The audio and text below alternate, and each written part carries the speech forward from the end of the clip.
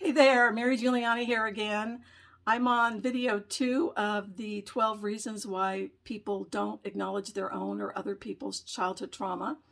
The first reason was because survivors are unaware that physical or sexual abuse aren't the only ways that people can be traumatized, so you can see my first video on that. But the second reason is because when parents feel unjustly blamed for traumatizing their child, many of them go into denial or minimize what happened. Well, and the reality is most parents already feel guilty about how they've raised their children. And so they automatically go into denial or minimize or deny. And so the thing about it is that this is not about blaming parents. This is really just about acknowledging that as a human being, our nervous systems will become traumatized if we're exposed to enough toxic stress. And as children, since we're in a very developmentally immature state, our brains are developing, and when we're exposed to that kind of stress, we have a lot of opportunity to develop trauma.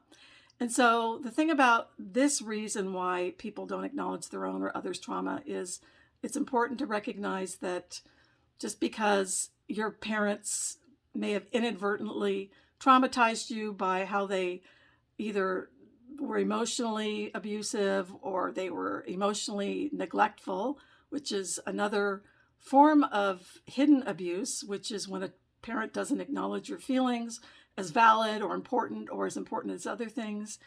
That can be traumatizing over the course of many years. And so, again, this is all about like becoming aware of what can cause trauma and that it is preventable and you can heal and go on to live a life you love. So I will be coming back with number 3 of the 12 reasons why people either don't acknowledge their own or other people's trauma. And again, my book launch is coming up on February 21st, 23 on Amazon.com. So I'll leave a link here for that. And I'll see you on the 3rd of the 12 reasons. Okay, thanks a lot.